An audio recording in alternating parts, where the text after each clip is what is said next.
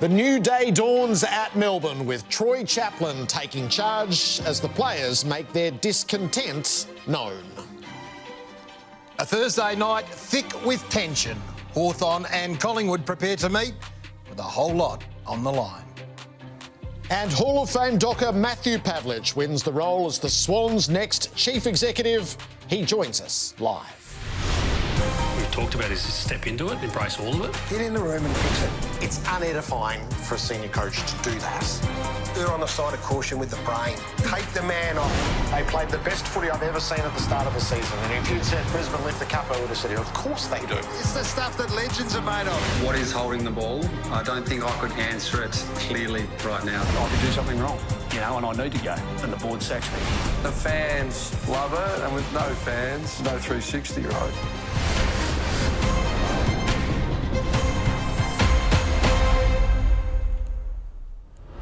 The angles feel just a little sharper at the moment, as Simon Goodwin is out of state with family the day after, so not here tonight. He said he'll join us next week. He better, Jerry.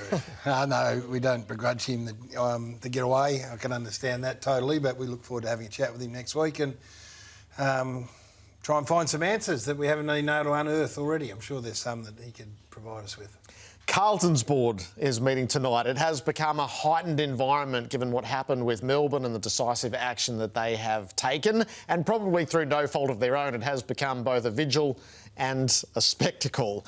Graham Wright takes office as the chief executive next week. The President, Rob Priestley, has said previously no decisions will be made around Michael Voss until the end of the home and away season. Nobody knows what Wright's intentions are or what his recommendation might be on a coaching front.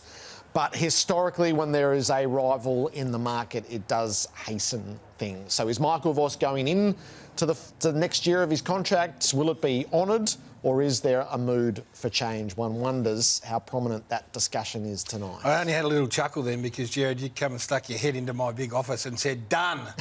And I thought, what, another one? And you said, no, I'm finished in makeup.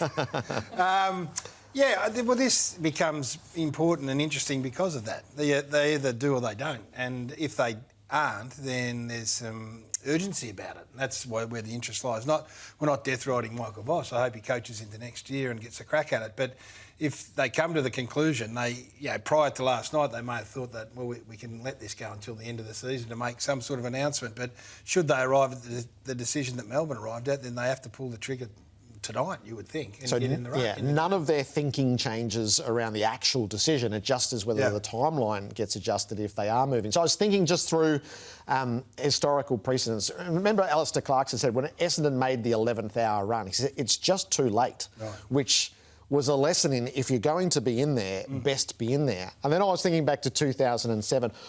I think I've got the timeline right. On July 23, Carlton sacked Dennis Pagan. Right. And the next day, Essendon sacked Kevin Sheedy. And do you know who the pursuit was for?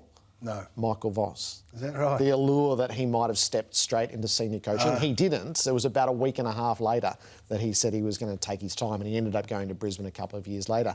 But nothing in the coaching environment causes movement like movement. No. And, well, it also... Again, let's hope that everything goes well for Vossi and his coaching next year. But if they haven't and they had someone in mind, well, of course, they've got to get into the game. They've got to get into the game quickly. So we wait to see. I wouldn't expect anything out of Carlton tonight. Do you have a gut feel? No, I don't. No. I have not at any stage pretended to know what Graham Wright has planned or is thinking, and I feel exactly in that camp again. So we'll wait and see.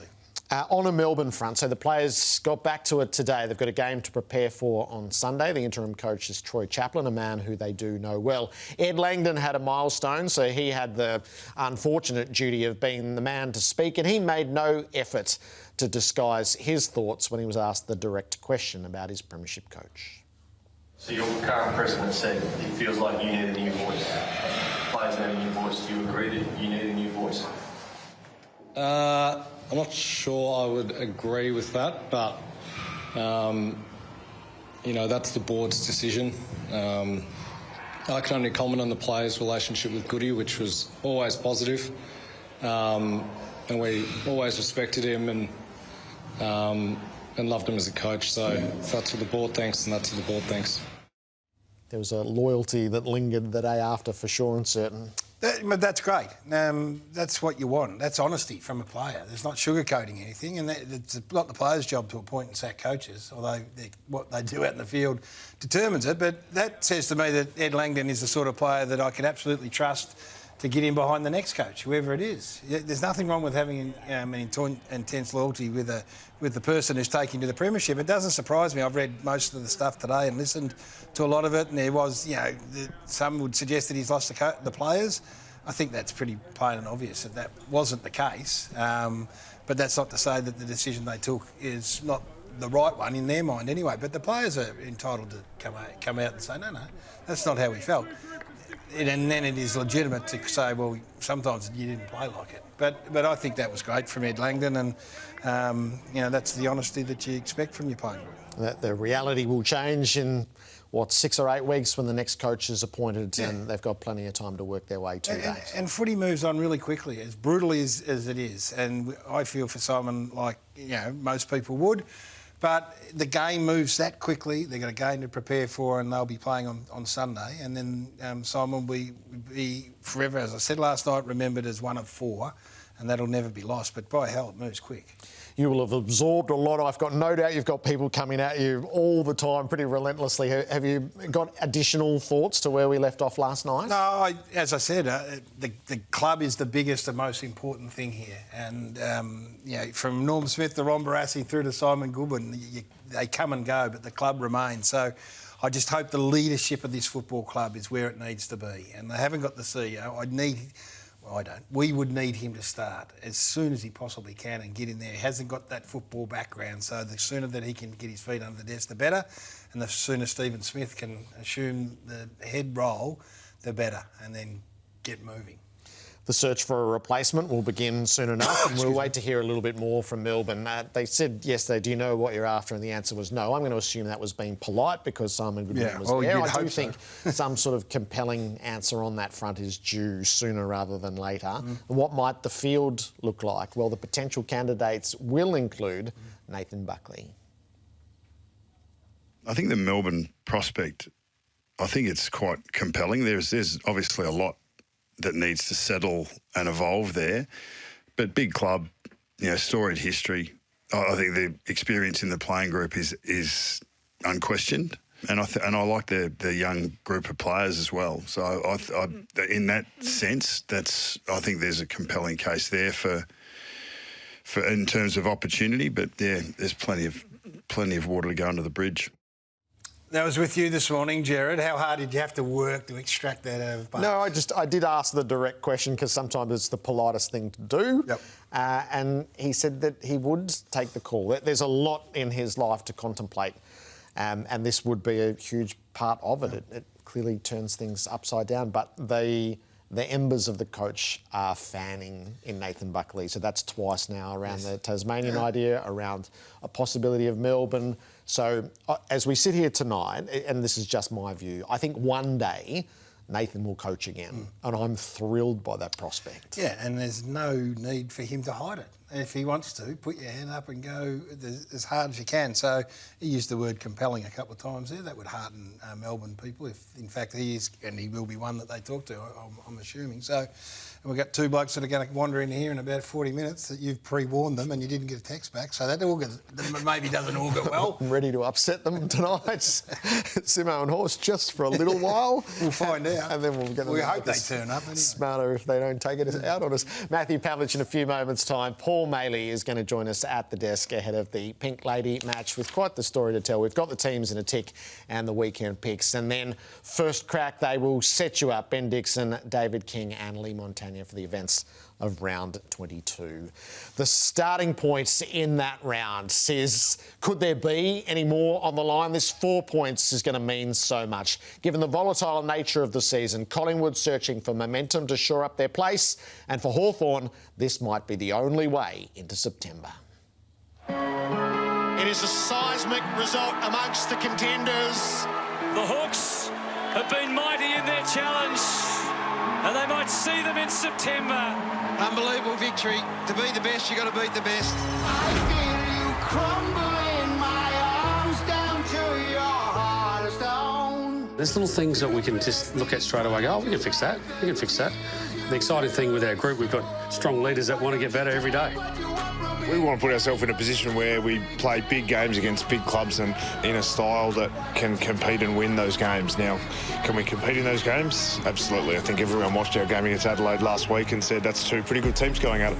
There's cause for concern at Collingwood. I'm concerned that there's only a couple of strings to their bow at the moment. I think there are some alarm bells starting to ring. My initial thoughts on seeing us, we did a lot right. And then there's little parts of our game that we're getting feedback around. You know, we just got to keep tidying up. I stand here, much rather get those lessons learnt now or the feedback now than, 3 or 4 weeks' time we go, oh, geez, I didn't know that was part of our game. Oh, God, here we are, now we're fighting for our lives. You don't throw the baby out with the bathwater and say, oh, we're not good enough. I think we need to refine a couple of things in our game and handle those moments. And you look at Collingwood's last month, it's pretty easy to say, oh, they've lost 3 out of 4, but they've played pretty good footy across that month. And, I think both teams are in pretty good form without getting the points necessarily. So, going to be a good game. Not even the jinx of Thursday night this season could bring this match unstuck, surely. Hawthorn and Collingwood at 7th versus 2nd. And we didn't have to search any further for our D-Day thanks to Aussie broadband than this. What say you before we give you the teams? Well, the teams are the story for me. So they kind of tell you particularly where Collingwood are at. And so I'm going to go to the teams. Go.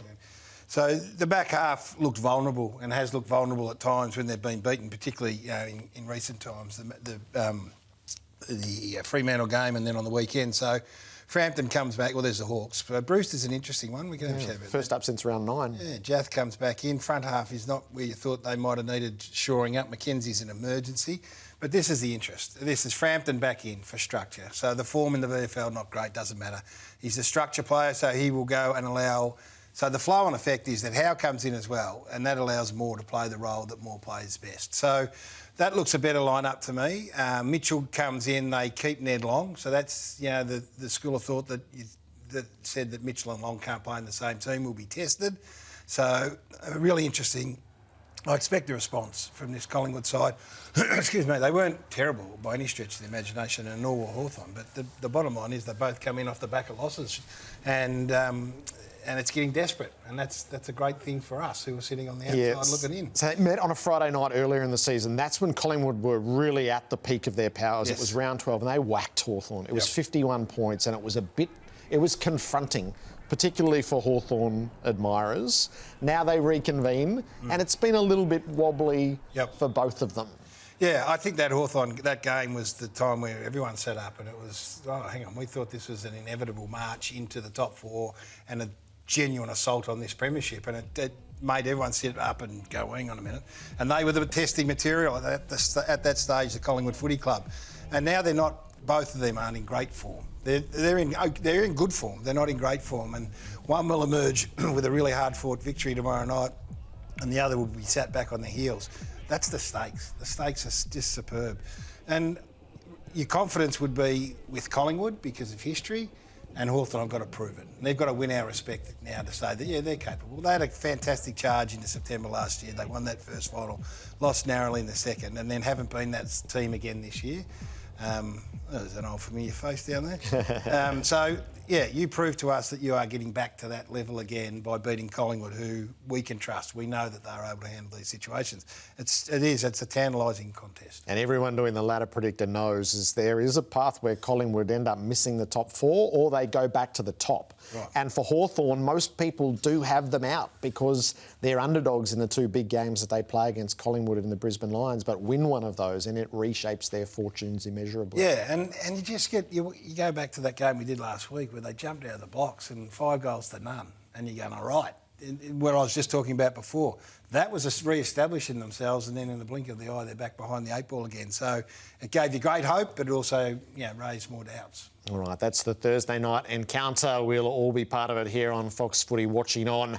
Now, the round 24 fixture came out. So sort of the overdue homework is the stray game that'll be played on the Wednesday after the completion, which is weird. They've gone for a Super Sunday.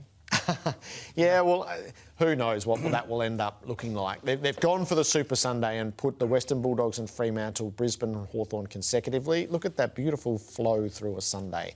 Space them out, no overlap. Who would have thought there might be a lesson in there. They still need a little bit to go right that those games will be in order. The fate of the Bulldogs and the Hawks are intertwined. If there are any missteps along the way, who's to say? It is Essendon and Carlton land on Thursday night, Collingwood and Melbourne Friday night. So when it was all originally constructed, they would have looked like potentially big games, but they've petered out, haven't they? And they've gone for the Sunday. Maybe some consequence on the Friday night game for Collingwood, obviously, at that stage. They couldn't afford to slip up against Melbourne. The ideal scenario, of course, is that Western Bulldogs are in the 8 after they play Fremantle, and we all sit down and Hawthorn are playing an elimination final early against the reigning premier up there at the Gabba. Yep. And you'll see it all on Fox Footy. So fingers crossed, and then what we'll make of that stray Wednesday night is anyone's guess. Sydney. Sydney was searching for a replacement for Tom Harley, who has served them so well and graduated to higher honours. And one of ours is graduating to higher honours. If you wanted to carve out a CEO, you'd spit out this man. He looks like a CEO, Jared. Fremantle Hall of Famer, president of the Players Association in his day, has done a mountain of business work in the background to prepare for a moment like this. He's been handpicked for higher honours at the Sydney Swans. Matthew Pavlich, congratulations. Welcome to 360. Oh, it's nice to be on. I'm not sure, even all my years with Fox Footy, I'm not sure if I've been on 360 with you two gentlemen too much, or even Robbo in the past. So it's great to be here. We've, of course, had our AFLW season launch Guernsey presentation tonight, so it doesn't look like it right now, but there'll be plenty of people in the room very shortly. And, yeah, today's been a bit of a whirlwind, a huge day, but very excited and thrilled for the role. I bet it has. Is what most appeals to you, Matthew, around the opportunity when it was first raised with you and now the reality as you're taking office? The club itself, the people involved. I think it's been long regarded as one of the best run clubs in the AFL. Great stability and strength off the field, commercially, corporately, in a governing perspective, but also on-field success, 24 finals out of 29 years. So there's just so much to like about this opportunity. It's a big city, it's a big brand as well in the AFL environment. We know how important the brand here in Sydney is for the AFL. So all of it, Jared, is important to me in my professional career and what I aspire to. And it's all come pretty quickly to hand, I've got to say. Only about 6 or 7 weeks ago, this certainly wasn't on my radar, so it's moved quickly, but yeah, I'm wrapped and honoured, and look, I've got to say it's pretty humbling taking on this responsibility after what has been a great tenure from Tom.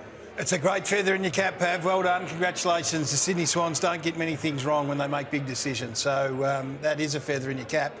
What is the one thing that you think is going to be the greatest challenge?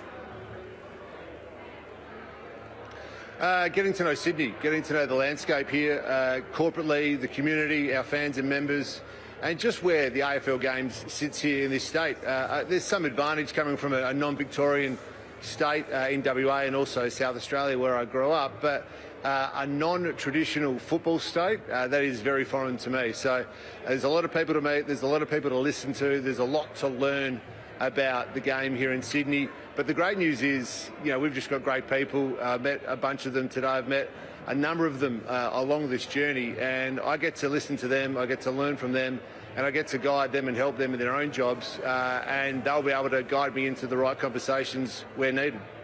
We're waiting at Melbourne for a CEO to get his feet under the desk. He's got no great footy background, terrific commercial acumen. You're at the other end. I know you've also done really well in the commercial world. How hands-on will you get with the football side of things? Well, I think that's probably where I'll lean initially, Gaz, in that first instance. Clearly, it's going to be an important off-season for the club. You know, after being to the grand final last year and having lots of injuries and some in different form, you know, Dean coming into the role late in the piece after John moved on. So there's a lot to get busy on. There's a lot to understand. There's a lot to get up to speed to very, very quickly. So, yeah, I think hands will be dirty in that area of the business.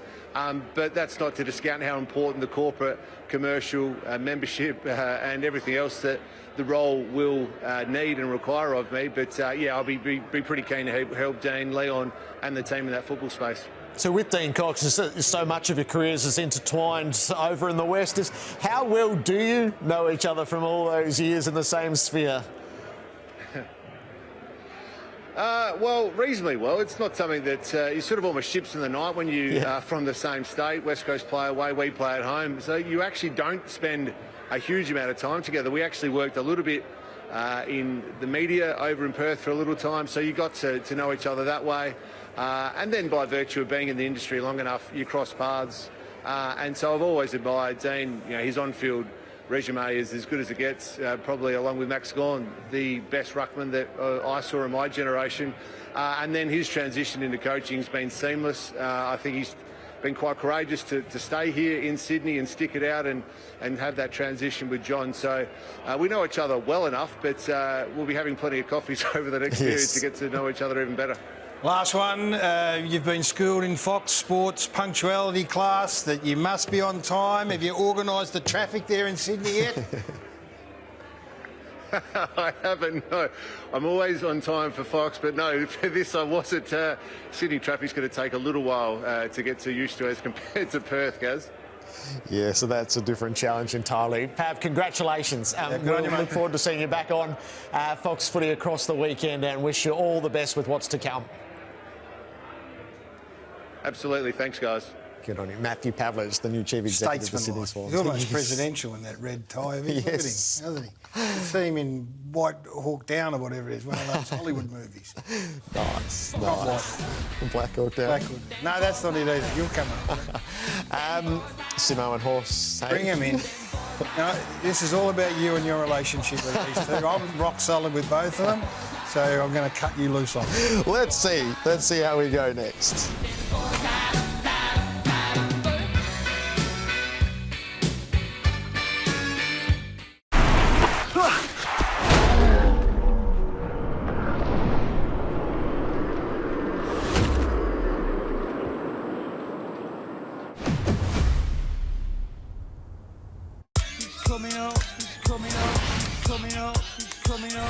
Now just a little bit back further in their seats.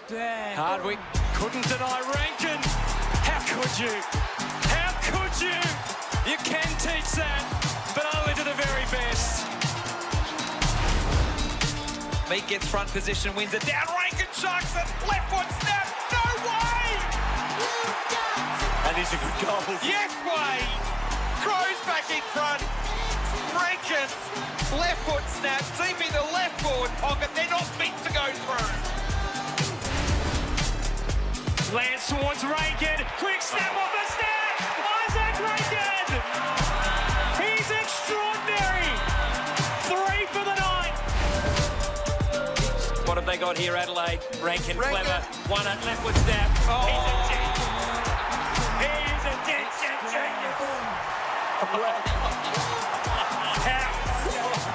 How's he done it?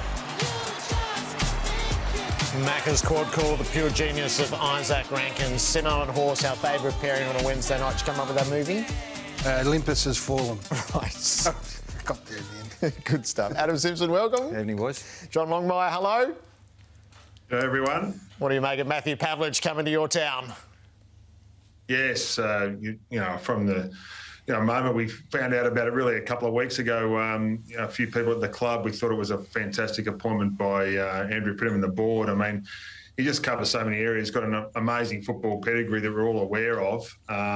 His business pedigree's really strong as well, which is important. He's obviously got the media experience and, he holds himself so well, doesn't he? I mean, he was fantastic in front of the staff today. To have someone of his calibre come across with his family, we were looking forward to meeting. The other side of the country's, it's a big step for them. So, if you're looking at the fact of a Tom Harley football person that Andrew Pridham and the board were really keen to get, you couldn't find anyone better than Matthew Pavlich. It looks like a perfect fit. Did you find yourself, Simmo, with sympathy running heavily for Simon Goodwin yesterday? Yeah, I did text him, welcome to the SAC Coaches Club, although I'm in the mutual agreement Coaches Departing Ways Club. But, what did you actually call your club? Coaches got the arse club. Yes. So Horse he's not involved in that club. No. He's the on my own terms club. But yeah, look, it happens, doesn't it? I think I was the last one, so it's been 12 months plus. So Yeah, it's a whirlwind too. The press conference after it and the try and stay classy piece, which I thought he did really well, because you can throw the toys out a little bit if you want to. So to stay there and do a press conference with the people that let you go is a difficult challenge, and you just try and stay on point as much as you can. So what's the balance there? Like you want to be genuine and authentic, and you got some hurt and pain obviously associated with it, but you also want to present in the right frame and do justice to the club that gave you the opportunity. Yeah, well, I mean, we've had similar pathways really when you think about it, and what I was going through was no matter what happens, and I knew the end was coming, I was going to make it a positive position because, he's been there 9 or 10 years. Yep. He's won a premiership, so he's given a lot to the club, but he's also got a lot from the club as well. He's set his family up. He's had a lot of success, and it'll take him forward to the next phase of his life. So I was really appreciative of what the club had done for me, despite the fact that it ended the way it did, and I'm sure he would have gone through those emotions as well. Probably a little bit more disappointed than perhaps I was sort of, okay, well, it's time. Whereas I think he probably thought, I reckon I could have got through this one. So, yeah, he wanted too many buttons undone. That's the only thing he did wrong. Constructive feedback. All right, so your two names have been right on the top of every list that has been assembled, which is testament to what you've both done in the game. So, John, I'm coming to you first. Would you consider an approach regarding a coaching job for 2026?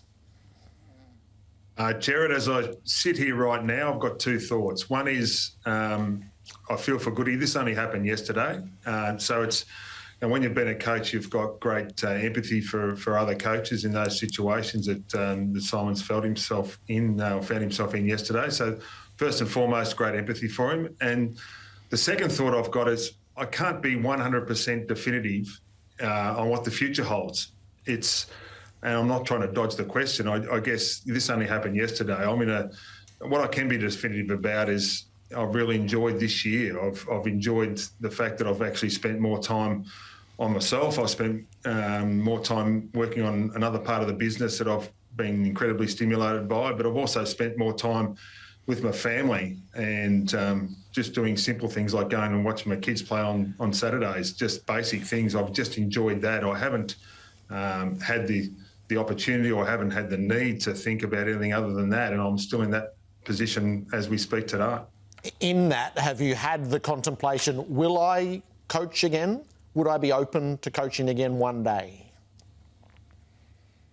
I haven't thought about it, Jared. I mean, I just, and I hope you understand that I'm not being sort of cagey about this. I just haven't allowed myself to think about it because I've had other thoughts going on and other things in my life that I've tried to be present with, and I've spent so many years, I guess, thinking about what I needed to do, the next step, and the footy club, and I've just tried to be a bit more present this year in what I'm actually doing with my family in particular. So, I hope you understand that I haven't had the time to sort of fully formulate what that may or may not look like, and at the moment I'm loving what I'm doing, and I'm staying present in that. Now, if that changes, well, I need to have a think about it at some point maybe, but at the moment it hasn't changed.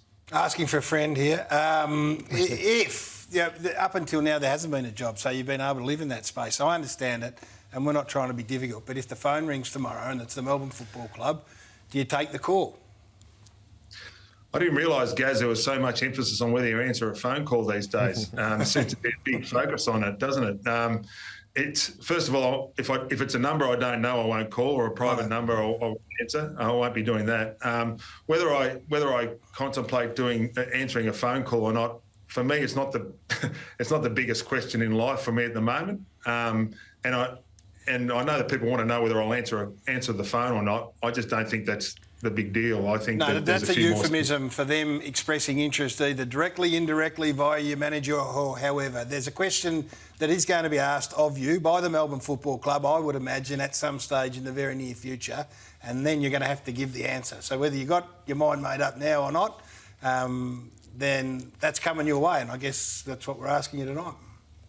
Well, it hasn't happened yet, Gaz, and when it comes my way, I guess I'll contemplate what I do then. And I hope you respect that approach as well. I do, and if I go again, we might lose him. What's your thinking, Adam, around whether you're open to the possibility of coaching? I think it's a really difficult. You think it's a simple answer. It's not, because it's life-changing. So to go through a process of, and I've done the same, a bit differently with different people, but to block out any type of thought of contemplating getting back into coaching, that you just refuse to think about it because you're dealing with what you're doing now. Like, I want to be good at this. I want to be good at business. I want to be good at some of the consulting stuff. I want to be a good parent. I want to be... So you're living in the moment. So to think about 24 hours after someone's lost their job, it actually hasn't been in our minds. And I'm not speaking on behalf of Horse, but we've had a couple of conversations about this. It's not as simple as you think, because when you're 37, so Daniel Pratt now, I think he's probably ready for a coaching job. So he's 10 years in the system, coached the Waffle, coached women's, all that sort of stuff. So he's done, like I did, he's done the preparation, he's done list analysis. Who would I bring with me? What's the board like? What's the culture like? Are they aligned? Where's the facilities? And you've done all that work. And you go, just please ring me and ask me. I'm ready. Whereas we're not in that space. We're in the... I'm having a glass of red tonight when I get back to my hotel room. I'm meeting a few mates for lunch tomorrow. So it's just... Is that the answer then? No, it's not, because until you really start thinking about it, which we both haven't. Right. It's a little bit... It's not unfair, no. But taking the phone call is like... That doesn't mean anything. We've got to start somewhere. I know you're both exactly where you need to be, and I respect it. So I'm not being overly difficult, but it's a reality that's coming. It's coming. Maybe not. Like, I'm not assuming I'm going to get a phone call and Horse is not doing the same thing. So once and if it happens, then you go, okay, well, what's really going on here? So I suppose that's starting to come into my mind, but it's this much compared to what it would be for someone who's desperate and ready to go. So I suppose it's a little bit early to go take a phone call or not. It's not as black and white as you think.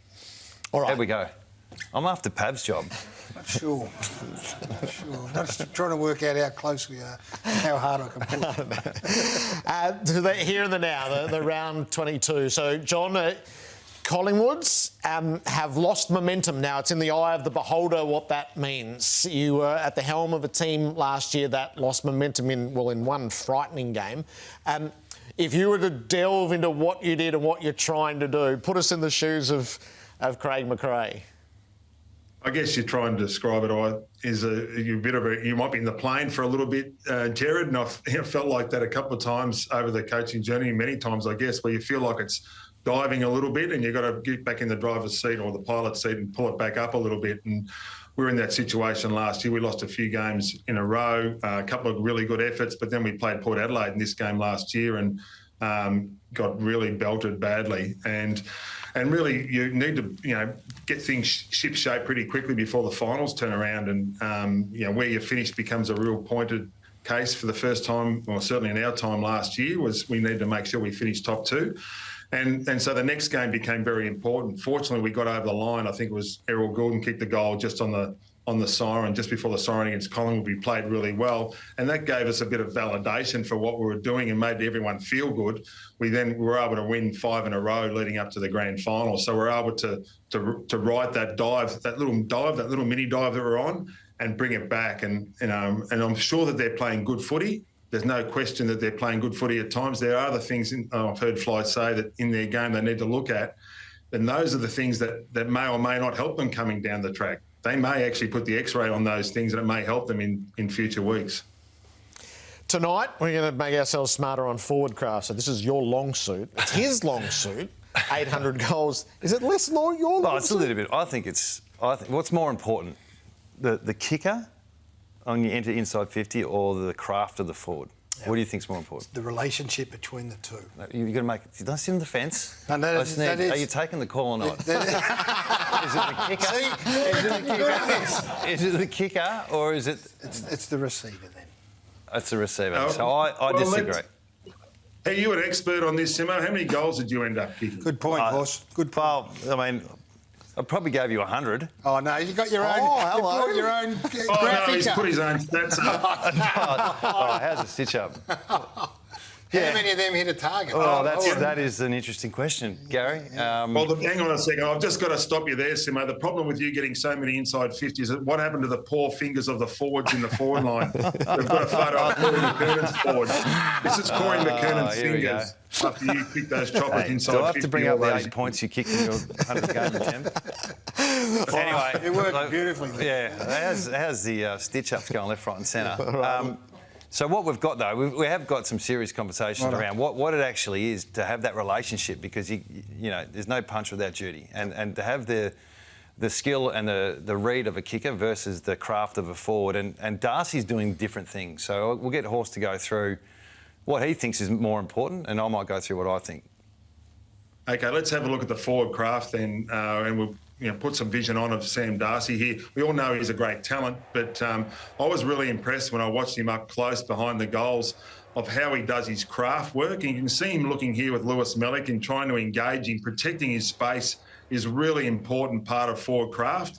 He turns around, he knows his kicker. In this case, Tim English can kick it pretty well, particularly for a ruck. But he's able to come back and re-engage his man and not lead too early. Wait until the kicker's ready and make it easier for the kicker. He does the same thing when he's up the ground. He's up the ground here. The Bulldogs are pushed up, but he's able to come backwards and fully know where his opponent is in Lewis Mellick and protect the space, and then come back at the kicker to make it a lot easier for the kicker to be able to hit the target. His skill and his forward craft also revolves around going backwards. Not only has got the ability to tick up, he's got Libba in this particular case.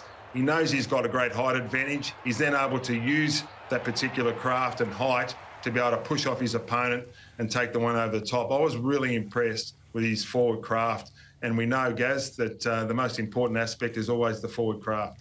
Well, hang on. So none of that happens if you can't hit a target. Yeah. So Libba sees, and so this is called mid-forward connection, and there's a lot of drills that every club across the country would train about how to connect that last kick inside 50. And that last clip there where Darcy's running back, quite often you see him coming back at the play.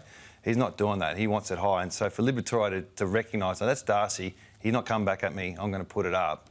That's what makes that work. So we've got a couple more here from the Fremantle boys, as much as Darcy's been pretty good. The Norton's been a great field too. So his craft here, where he runs back and he is ticking back up, but this is Poulter understanding when to make the kick. So this connection piece is trained a lot throughout the week. Sometimes with a spare, sometimes it's with equal numbers. Clark and Tracy have played enough footy together now to know, right, that's where I want the ball. And this is where I will tip my hat to this forward line. Tracy's ability to do that, I reckon they've got the best craft in the competition. Jamie Graham's the forward coach there, and he does a tremendous job of getting this system working really well. So this Chapman kick is just a pretty standard kick. It gets above that drop-off player, and you see Voss curling back here, but Tracy's blocking for space. So this is another piece of the craft that you do train, where he blocks the space for Voss and they get a good result. So there's method to the madness. It's mid-forward connection. I still think the kicker holds the keys. Hell of a lot of those kicks are made to look good. That's what Horse reckons. Great to have you both here. Thanks a lot, John. Good to talk to you guys. Good on you, Adam. See you, boys. Simmo and Horse with us on a Wednesday night here on 360. Our current day coaches on Monday night. So the Bulldogs featured heavily there. Luke Beveridge will be with us at the desk as the Bulldogs look to plot their way from 9th in, 3 to go. And Adam Kingsley, been a bit of everything, the Giants in recent times. Can they straighten out? So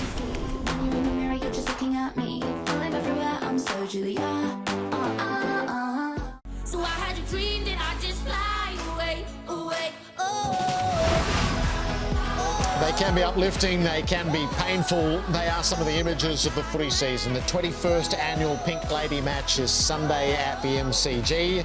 For those who go because they beat breast cancer, those going for a loved one who's no longer here, or those who are currently in the fight of their life.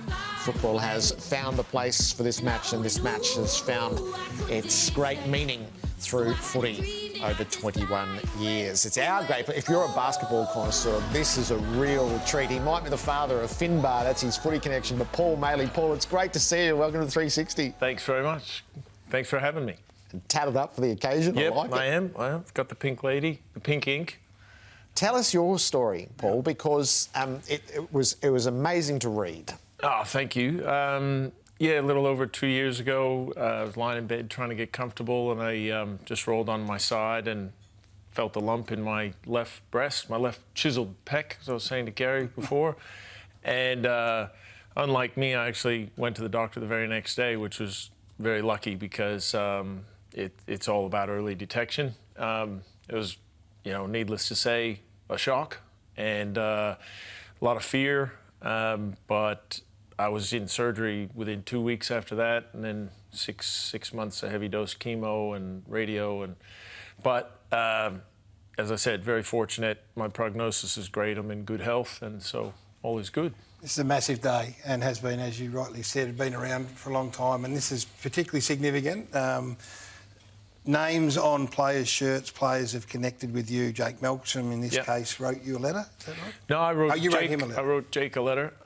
Just thought, introduce myself. I think it's amazing what Melbourne Footy Club do. I think it's a 21-year partnership with BCNA. And I think what the players carrying people's names out there is probably the most powerful part of that, of the message. And I guess just that every story matters. I was initially a little felt like, geez, maybe there are other people who need something like that more than I do, people going through the thick of treatment or maybe have lost somebody. But I think the point is that it's all part of one big community. There's 23,000 Australians every year get diagnosed with breast cancer. A little under 1% are men. So, but it's one big community, and the fact, I just think it's amazing. And the player of Jake, any player running around with my name on the jumper before a game is pretty cool. And importantly, you've had a check and you're clear. Is that right? Yeah, my prognosis is good. I feel healthy. I'm clear. So well, I guess what this is about is not everyone gets to have such a situation like that, an experience like that, and there's plenty of people that haven't been as fortunate. And this is what this is about. Buy your virtual place. Go to pinkladymatch.com.au and get involved. That's it. Yeah, everybody can they can buy a virtual place, as you said, for the game. That's a great way to support Breast Cancer Network Australia, who do just an incredible amount of work in terms of providing information and resources, and it's all free. And so, as I said, I love it in sport when you see a club or a team that has a long partnership with a really good cause, because it's an important message, and they do a great job of getting it out. Paul, you've got a daughter playing elite basketball and a son playing elite footy. How are you finding watching your kids embark on their careers? Absolute joy on both counts. I do have two other kids, one older and one younger. But a very important point. Yes. All of them are amazing. And getting a cancer diagnosis said, it affects more than just the individual. It's the whole family. So they were nervous times for them as well. And you just connected with Adam Simpson on the way out. He was trying to tell us he was a good basketballer, but he presented you with Finbar with his jumper. He did. So that was really cool. I was there on the night watching that happen, and to see Simmo present Finbar with his jumper, that was amazing. Could he play basketball or not, Simmo? He was good. He was good. He was genuinely good. What about when you watch your son play? I love watching him play. He's raw and he's athletic and he's hard at it. It must give you great joy to watch him run around. It does. Heart in your mouth at times, I reckon. Yeah, I'm the uneducated fan and very biased, obviously, but I think he's doing great. I love watching it. It's a beauty. Yeah, nice. Well, Paul, so a lot of this is awareness. What did you learn about breast cancer in men as you went through your health struggles? Look, initially I think when people asked, I was almost a bit embarrassed to say that I had male breast cancer, but you then quickly, you've got so many bigger things to focus on in fighting it. But it's about 1% of the diagnoses, and the treatment is the same, so men benefit from all of the information and the research that's been done. Then you're just another cancer patient trying to get through it. Yeah. That'll be a big day. Yeah. Beautiful sunny day on Sunday. Nice. Get along and support the game, but support the pinkladymatch.com.au and buy your virtual play. It's great to see you, mate. Hey, thank you both for having me. Paul Maley with us ahead of the Pink Lady match. We'll be back next with the weekend picks as we look towards tomorrow night.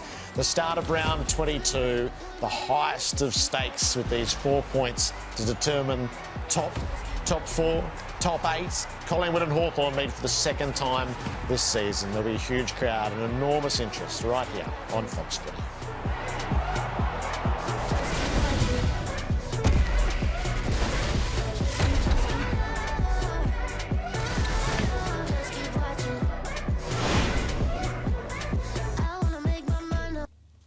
Time for our points bet update with Bernie Vince. Bernie, welcome. Thanks, Jared. Thursday night footy, MCG. Huge stakes at play here for top 4 and top 8.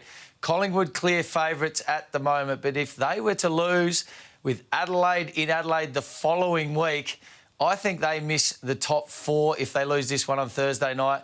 And also Hawthorn, conversely, if they lose, they've got Brisbane at the Gabba last round. So I think they missed the top 8, and you can see there, $2.10 for Hawthorn to miss the 8. Collingwood at $4 at the moment to miss that top 4. Personally, I think Collingwood get this done. I think they bounce back, even though they've had a bit of a lean run over the past 4 weeks. You can find all those odds, plus a whole heap more on the PointsBet app. Enjoy the footy. Chances are you're about to lose. For free and confidential support, call the number on the screen or visit the website.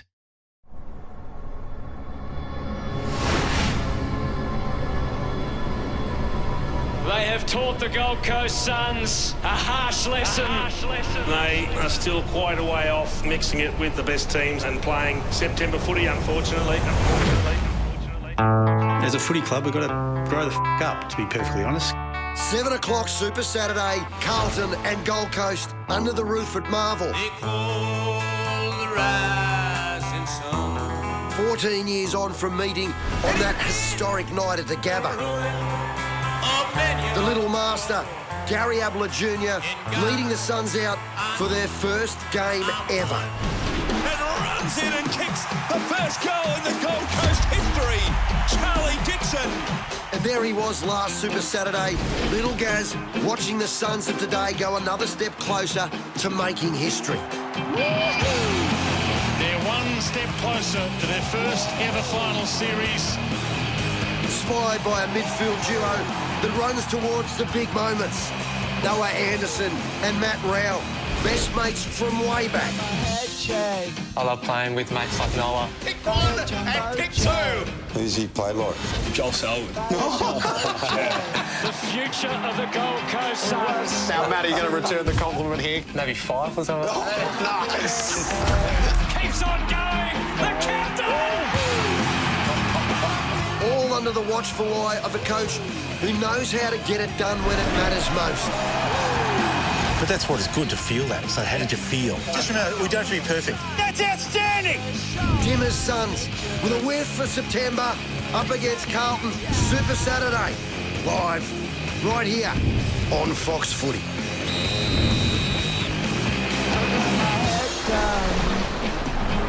That was good. When I was young. No missteps now. Got to nail it all down. You're on duty for that. I'm not going to look forward to watching them at the MCG where big finals are played. Awesome. Weekend picks thanks to PointsBet. What have you got as your headline? Are they gone, these two? Yes. Longson Dream Team announced. The Longmire Simpson Dream Team. Could you see it, Jared? I like it. Who would be the senior job? Who would be the senior coach? Oh, I'd love to be part of the negotiation with them to sort it out. Week on, week off, who does one? Dimmer professes his love for Marvel in game 350. So his milestone game is at Marvel. Yep. He'll put all the history aside. Yep. So he loves the joint. He won't. Plot twist? Pavlich signs himself. See how good he was looking? He looked like he's ready to play centre forward. Oh, I've got Jack Silvani Saturday night speed dating. Just may as well meet them all now. Actually, it's gone out. He had another meeting. May as well meet them all. Last dollar. Donated to the Demons. They got $1.2 million to hand over at some stage. I reckon there's a bottom 9 upset coming. Do you? Do you know we haven't had one since round 13, a bottom 9 upset? I think there's no chance of a bottom 9. Who is it? I don't know, but I'll spread my last dollar around. It's been a big week. It might get bigger. Who knows? Who knows? Still Who waiting, knows? we're told.